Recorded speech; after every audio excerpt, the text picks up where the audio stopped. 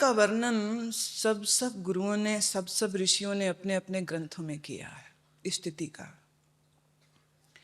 संत रविदास कहते हैं, बेगमपुरा शहर को नाव, दुख अंदोह नहीं तह ठाव। मेरे नगर का नाम क्या है? बेगमपुरा। गम दुख, बेगम जहां गम नहीं है। बेगमपुरा शहर को नाव, दुख अंदोह नहीं तह ठाव। वहां दुख को, पीड़ा को, द्वेष को कोई जगह नहीं। न राग है, न द्वेष है, न काम है, न जंजाल है।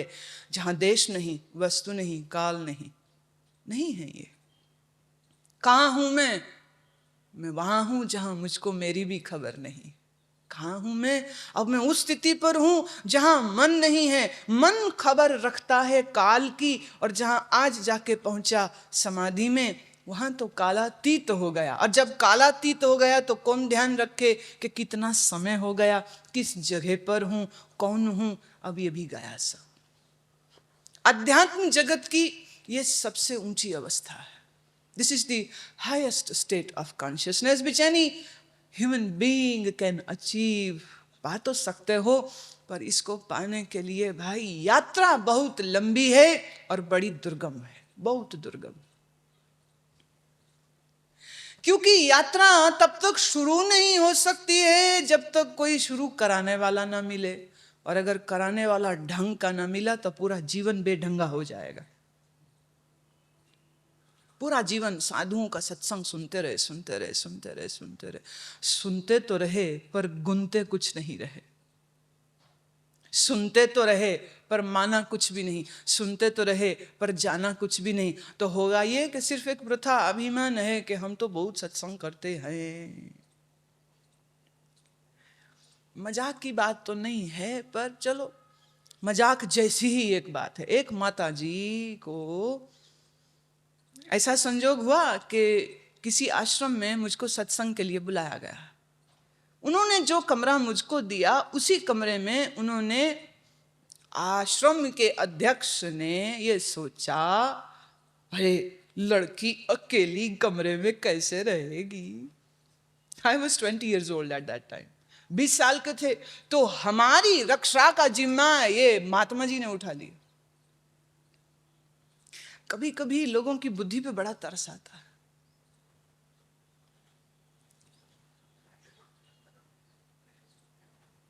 जो सारी दुनिया घूम रहा है अकेला, उसको अब तुम्हारे आश्रम में क्या किसी सुरक्षा की जरूरत है क्या? नहीं जी, स्त्री जाति बेचारी, स्त्री जाति बेचारी को तो सुरक्षा की जरूरत है। मैंने कहा वो कोई और स्त्री होगी जिसको सुरक्षा की जरूरत होगी। हम चाहें तो हम दुर्गा हो जाएं, हम चाहें तो सरस्वती हो जाएं, हम चाहें तो चंडिका हो जाएं। हमें नहीं जरूरत सुरक्षा की। पर वो बुढ़े महात्मा को मेरी बात ही ना समझ लगे। हार के मैंने कहा अच्छा चलो भेज दो, जिसको भेजना मेरे कम है। तो एक माता जी को ड्यूटी लगा कि मेरा खाना पीना कपड़ा ये सब का वो ध्यान रखे। वो माता जी उनके आश्रम में पिछले 40 साल से रह रही हैं और 40 साल से वेदांत का सत्संग सुन रही हैं, साधुओं की सेवा करती हैं। भाई बहुत अच्छी बात है। माता जी ने सवेरे 3:45 बजे उठ जाना, नहाना, नहा करके बैठना और कांपती हुई अपनी आवाज में ओम जैसे मीठे स्वर को ऐसा बेसुरा करके बोलना कि लगता था भगवान कहीं से रुई मिल जाए तो कानों में डाल लूंगा। 3 बजे उठ जाती थी तो पहले ठीका ठप्पर चारपाई उठा ये कर, और वही कमरे में जरा सी चार दीवारी कर रखी थी, वहीं पे नहाते। मैंने शौचालय अलग था, गुसल खाना उसी कमरे में ही था। तो वो डब्बे से बाल्टी खटका पटका वो करती रहती, कर करा के कपड़े वपड़े पहन के धूप बत्ती अगरबत्ती ज्योति जला करके वो बैठ जाती, और फिर मतलब गेर फंस जाता ना, जैसे लगी नहीं रहा तो उसका घेर ऐसा फंसता वो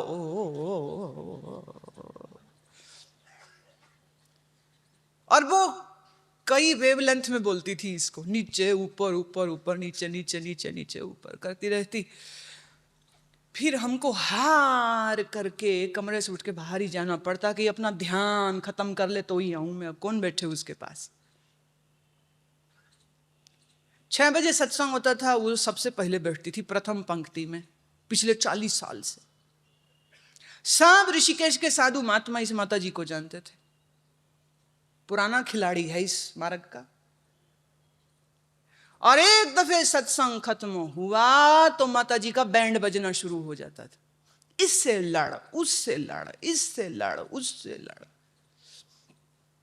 वो भोजन भंडारे से ना कटोरे भर भर के ऐसे छिपा छिपा करके कमरे में ले आती, और कोई देख लेता, इसके पहले वो कुछ कहता तो देख लेना, लेकर तो जा रही हूं,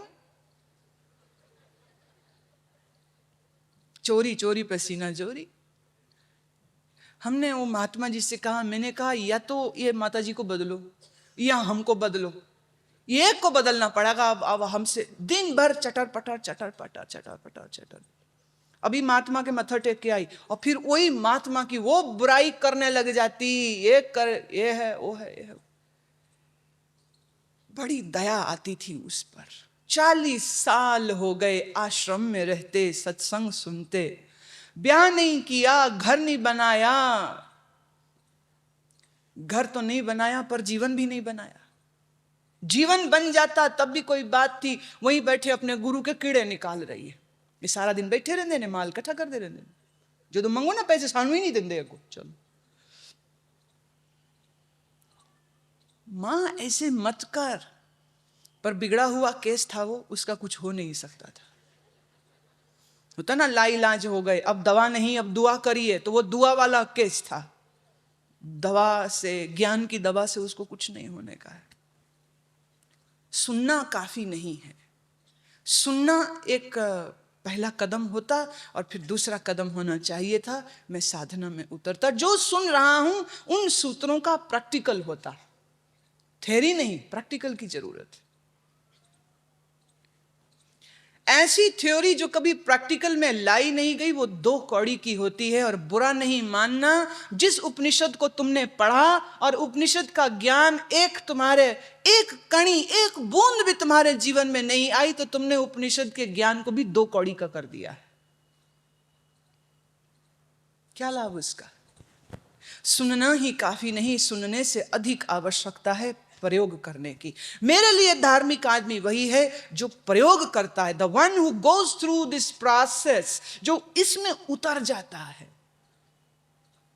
जब वो कहते समता, तो वो ढूंढता है कि मेरे में तो समता है नहीं, तो समता कैसे आए, उसके वो उपाय करे, उसके साधन करे।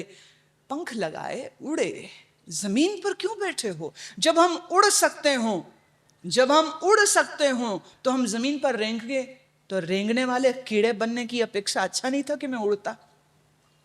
पर हम लोग रेंगना पसंद करते, उड़ते नहीं हैं। हम सिर्फ भौतिक वस्तुओं को एकत्रित करना ही जानते हैं और हम देना जानते नहीं। देयम दीन जनाय च वित्तम। शंकराचार्य कहते हैं धन को, धन एक उदाहरण है, धन के साथ बाकी सब चीजें भी आती हैं। देयम, देना सीखो, देना सीखो। धन देने के लिए तो पहले तुम्हें खुद को सक्षम होना पड़ेगा। माने इतना पैसा तुम्हारे पास है कि उसमें से कुछ अगर हिस्सा दान भी कर दो तो तुम्हें कोई फर्क ना पड़े। मैं उस दान के सख्त विरोध में हूं जो दान तुम अपने बच्चों और अपने घर के खर्चे पर कुठाराघात करके दान करो। वो दान नहीं, वो शोषण। धर्म के नाम पर तुम अपने ही परिवार का, अपने ही बच्चों का शोषण करते हो। अपने घर का, परिवार का भरण पोषण करने के बाद तुम्हारे पास अगर धन राशि कुछ है तो लेट इट बी शेयर्ड, फिर उसको दूसरों के साथ बांट लो। लोग बड़े होशियार हैं, शास्त्र कहता है दान करना चाहिए, वो कहते अच्छा जी दान तो हम जरूर करेंगे। क्या करते हैं? हरिद्वार गए, ऋषिकेश गए, तीर्थ स्थान में गए, 5 रुपए में थैला भर के सिक्कों का ले लिया। हरिद्वार और दूसरे तीर्थ ही एक ऐसी जगह है जहां तुम्हें आज भी 1 पैसा, 2 पैसा, 5 पैसा, 10 पैसा दिखता है। यहाँ नहीं दिखता, घरों में नहीं दिखेगा, शहरों में नहीं दिखेगा। 25 पैसा, मतलब तुम दुकान से कोई चीज़ खरीदो और 20 पैसे बचते हैं, माने 5 रुपये 80 पैसे की कोई चीज़ है तो 20 पैसे वो दुकानदार के पास होगी नहीं, वो टॉफ़ी दे देगा हाथ में, ये लो टॉफ़ी दे देगा, कोई गोली दे देगा। जी पैसे तो है नहीं, चेंज नहीं है, लेकिन हरिद्वार या किसी दूसरे तीर्थ में चले वहाँ मिलते हैं। आप क्या करोगे? दान करना चाहिए, शास्त्र कहता है दान करना चाहिए। ओके, 1 रुपए के 100 सिक्के लिए और उछालते जाओ, ये हनुमान जी को, ये दुर्गा को, ये कृष्ण को, ये उसको, वो उसको, वो उसको, और थैली लिए और मन में बड़ी तसल्ली हो रही, मैंने कितना दान किया तीर्थ में जाके। शंकराचार्य जी ने बोला था दान करना चाहिए, मैं कराया सबको, और किसी भिखारी को नहीं, भगवान को दान कराया, पंडित को दान कराया। और पंडा भी तुम्हारी इस दुर्भावना को बहुत अच्छी तरह से समझते हैं, और वो भी कौन, दूध के धुले हुए हैं। वो कहते गाय दान करनी चाहिए, गाय दान करनी चाहिए। वो कहते गाय वाय तो हम दान नहीं करते। कहते चलो आटे की गाय बना देते, दक्षिणा तो दो भैया, दक्षिणा तुम दे दो, गाय आटे की बना देंगे। तो आटे को ऐसा थोड़ा पूंछ 4 पैर वेर निकाल देंगे, एक गौ माता दान करिए, लाओ दक्षिणा दो। हम लोग पिछले साल केदारनाथ की यात्रा को गए, तो केदार के रास्ते में एक पंडित जी ने घेर लिया, और यहाँ भी वैसे हो चुका है, ओंकारेश्वर में मेरे साथ यही हुआ था। घेर लिया और वो 5, 6, 8, 10 जब आते हैं ना, वो धोती पहन के जब भैं भैं भैं भैं भैं करते, उनकी आवाज ऐसी खुली होती है कि बंदा एकदम तो चौंक जाता है। भाई यहाँ तो माइक लगा है तो हमारी आवाज बड़ी जोर की तुम्हें सुन रही, ऐसे इतने जोर का थोड़ा बोलते हैं हम, ऐसे इतने जोर को थोड़े बोलते हैं। और वो आ गए, आइए आइए आइए, पूजा कराते, दर्शन कराते भगवान का, पूजा आइए आइए आइए, पत्र रखा, जल रखा, चावल रखा, अक्षय चढ़ाइए, जल चढ़ाइए, है चढ़ाइए, हाँ चढ़ाइए। और एक कह रहा जल चढ़ाइए, दूसरा कह रहा अक्षय चढ़ाइए।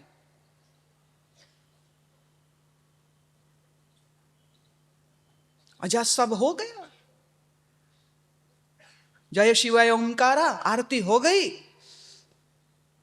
तो मेरे साथ जो लोग थे तो वो देखें भी अब कुछ दे, तो मेरे जो साथ थे उन्होंने ऐसे 500 रुपये दे दी। नहीं नहीं नहीं, 500 रुपये थोड़ा, इतने बड़े गुरु जी 500 रुपया ऐसे थोड़ी होता, ज्यादा दो। अब मुझे नहीं पता ये क्या चीज चल रही है, क्योंकि हमारे तो चोले में जेब होती कोई नहीं, हम तो पैसा उठाता कोई नहीं है। जो मेरे साथ है वो लोग इस चक्कर में पड़े हुए थे। फिर वहां से निकले तो अच्छा अब यहाँ बैठिए, मैंने सोचा बड़ा इज्जत कर रहे, बड़ी मान कर रहे, यहाँ बैठिए। 10 फिर इकट्ठे हो गए, तिलक करेंगे। मैं कर लो, हम क्यों मना करेंगे, तिलक मत करो। तो तिलक लगाया, उन्हें चावल लगाया, उन्हें तिलक लगाया, तो 5-10 जन फिर तिलक कर दिया और फिर खड़े हैं। मैंने कब जाओ, कहते हमारी दक्षिणा। मैं वो तो हो तो गई अंधेरा, कहते तिलक लगाया। मैंने कहा मैंने बोला था तिलक लगा।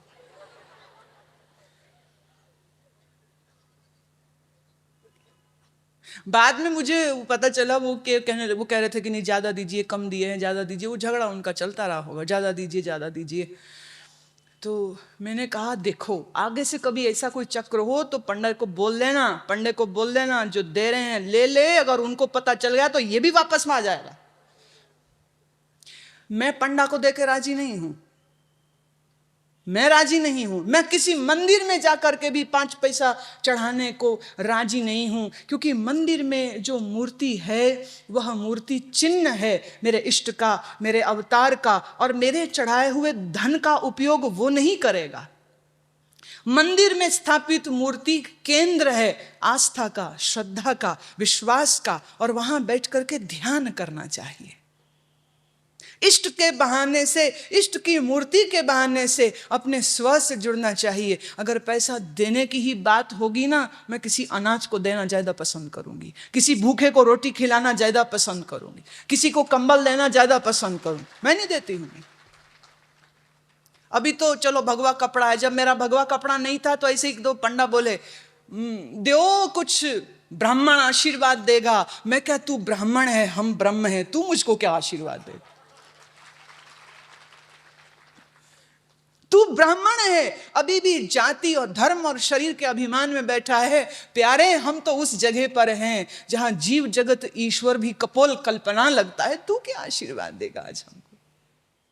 पर हम धर्म भीरू लोग अंधे होकर के फिर भी दान पे दान धन का करते हैं। मैं कहती हूं तुमको दान ही करना है तो जाओ किसी भूखे को भोजन खिला, और एहसान करके नहीं, उसको साक्षात गोविंद का रूप जान करके कहो प्यारे भोग लगा। ठाकुर जी जो मंदिर में बैठे हैं, तू उनको कितने लड्डू चढ़ा ले, उसमें से वो इतना सा भी लड्डू नहीं खाने वाले। खाएंगे क्या? इतना सा भी लड्डू नहीं खाने वाले। लेकिन किसी बालक रूप गोपाल जी को तुम लड्डू दो, वो लड्डू भी खाएगा और खुश होकर के, प्रसन्न होकर के, मुस्कुरा के, हंस के धन्यवाद भी देगा। पर हम लोग धर्म के ऐसे अंधे विश्वासी लोग हैं, दान करते हैं पर बिना समझे और बिना जाने हुए दान करते। अभी भी किसी तीर्थ पे मैं चली जाऊं, मेरी आदत है, मैं नहीं देती हूं, मैं नहीं देती हूं। दे क्या सकते हैं उसको? एक तो ये कि दे क्या सकते हैं, लेकिन जैसे कल हम उज्जैन में गए महाकालेश्वर, तो महाकालेश्वर गए हैं तो सुंदर सी फूल माला लेंगे, पत्र लेंगे, पुष्प लेंगे, धूप लेंगे, अगरबत्ती लेंगे, पर इतना शोरो गुल अंदर, इतनी भीड़ अंदर के 2 घड़ी शंकर जी से बात भी ना कर सके। भैया हम तो ऐसा शोर मचा के रखते हैं। कभी तो दुनिया का शोर है और कभी पंडों की मंत्रों का शोर होता है। और शिव भगवान के साथ जुड़ने का सबसे उत्तम उपाय ध्यायन्ति नित्य योगिनः। ध्यानस्थ हो जा तो तू शंकर महादेव के साथ जैसे आलिंगनबद्ध हो गया, क्योंकि वो स्वयं ध्यानस्थ है।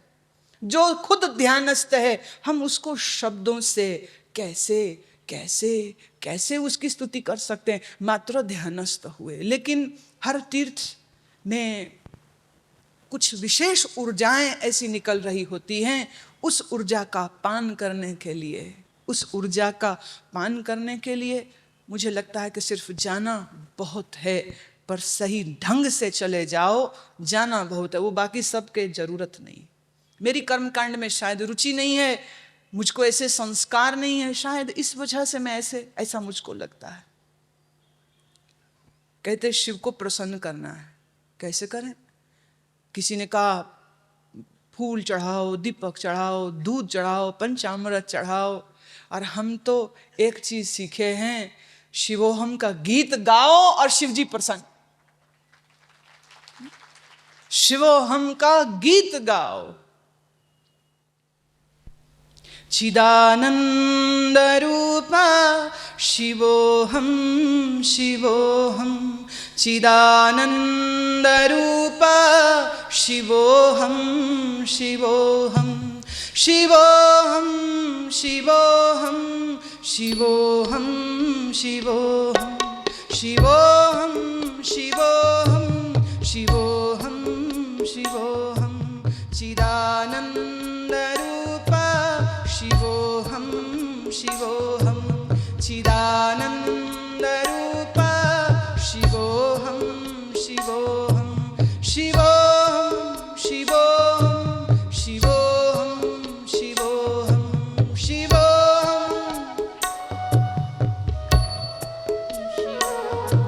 शिवोहम शिवोहम शिवोहम शिवोहम शिवोहम, शिवोहम शिवोहम शिवोहम शिवोहम, शिवोहम शिवोहम शिवोहम शिवोहम,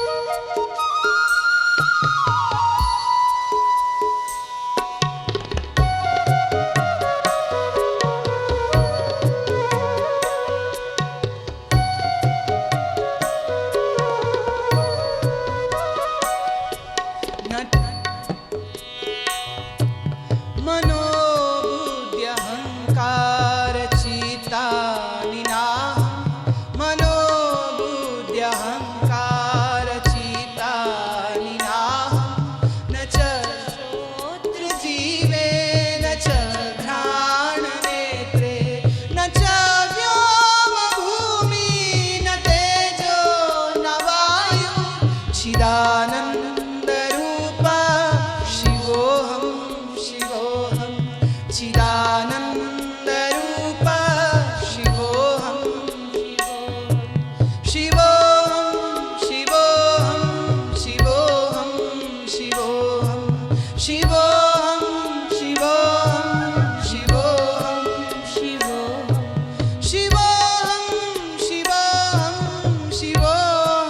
शिवोहम शिवोहम शिवोहम शिवोहम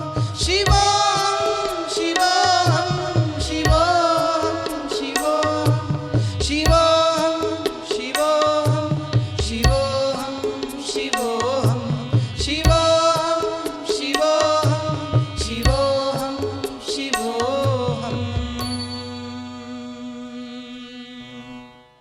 शिव भाव में शिव मेरा ही रूप है, मैं शिव का ही रूप हूं, इस स्थिति पर आए शिव जी प्रसन्न। शंकर जी को प्रसन्न करना कोई मुश्किल काम है, बड़ा आसान। दूध नहीं मिलता, कहा जल चढ़ा दे तो खुश है। और ज्ञान की दृष्टि से अगर कहूं तो मेरा आत्मा ही शिव स्वरूप है। इस बोध को जिसने पाया, देवादि देव महादेव डमरू बजा बजा के खुश हो जाता है। फिर एक जीव तो निकला जिसने अपने आप को शिव रूप जाना, क्योंकि अगर जीव अपने आप को शिव रूप नहीं जानेगा तो जीव शवरूपी हो जाएगा। बस फिर शव से शिव की यात्रा जिसने कर ली, देह से मैं आत्मा शुद्ध निजानंद हूं जिसने यात्रा कर ली, सच तो यह है, सच्ची बात तो यह है, अंदर की बात तो यह है, भेद की बात तो यह है, उसको शंकर जी का दर्शन करने के लिए कहीं जाने की जरूरत नहीं। शंकर जी उसका दर्शन करने आ जाएंगे, उसको खुद मिलने आ जाएंगे। जिसने गीता के रहस्य को पाकर के आत्मनिष्ठा को पाया है, स्थित प्रज्ञ हो गया है, उसको मुरली मनोहर को रिझाने को वृंदावन जाने की जरूरत नहीं। कृष्ण खुद मुरली बजाता उसके हृदय में उतर आता, उसको आवश्यकता नहीं। जिसने संसार के रस को छोड़ दिया, अगला सूत्र कहता है सुखतः क्रियते रामः भोगः पश्चाद्रत शरीर रोगः। जीव करता क्या है, सुख की प्राप्ति के लिए भोग विलास में उतरता है और भोग भोग करके शरीर को रोगी बना लेता है। बहुत खाया और डायबिटीज का रोग लगाया, शुगर का रोग लगाया। बहुत खाया अपच। साधुओं की भैया आज बात हो रही है, एक बात और सुनाऊं। एक संत सम्मेलन में थी, तो संत सम्मेलन के बाद नाश्ता किसी के घर, दोपहर का भोजन किसी के घर, रात का भोजन किसी के घर, मंडली सब चलती, मैं भी उसमें। सब मंडल का मंडल इकट्ठे चलते थे।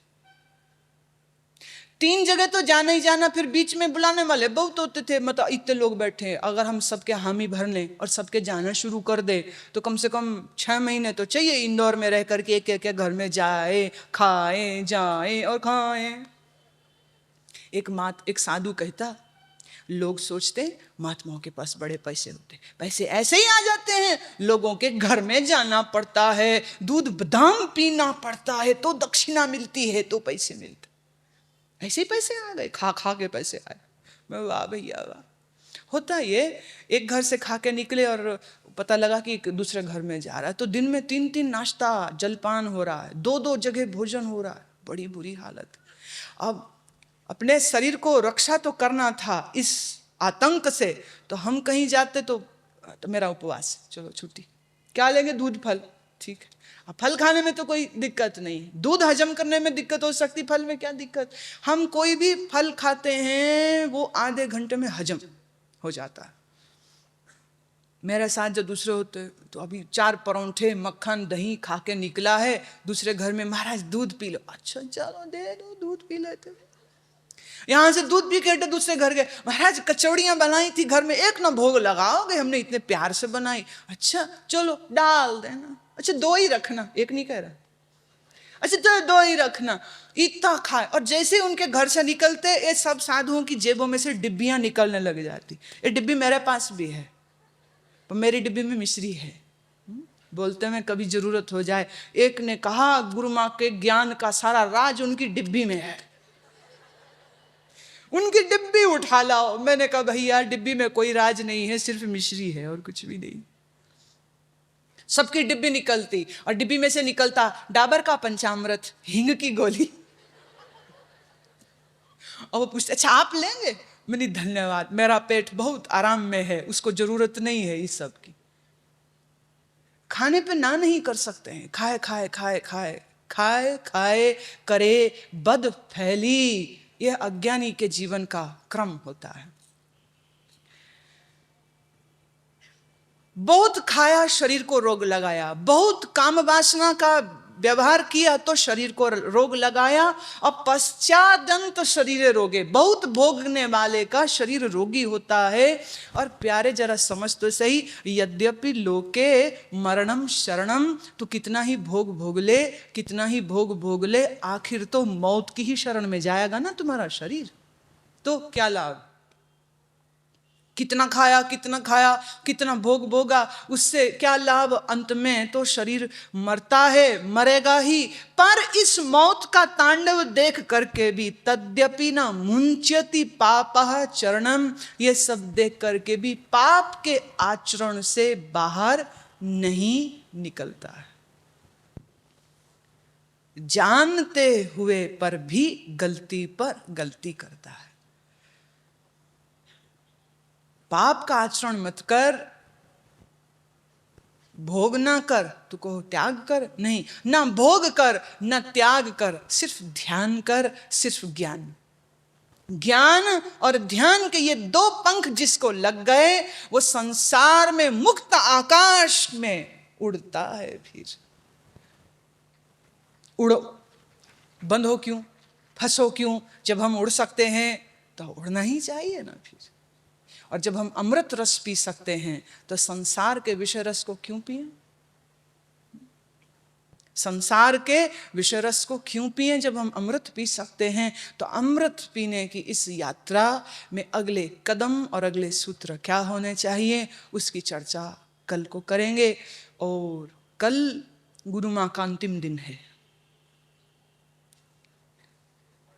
मॉरिशस में वो हिंदी कम जानते हैं, तो जिन्होंने हमको बुलाया तो वो कहता है सब लोगों को मैं हाथ जोड़ के बोलती हूँ, आदमी है, मैं सब लोगों को हाथ जोड़ के बोलती हूँ कि कल गुरु माँ का अंतिम दिन है, तो कल अंतिम दर्शन करने जरूर आना। मैंने कहा बात तो उसने सच्ची ही कही है, हर दिन अंतिम ही होता है, हर दिन अंतिम ही है, रात के बाद अगला दिन हो के नहीं हो। तो कल यहाँ इंदौर में कल अंतिम सत्संग है और समय पर आकर के लाभ लीजिएगा।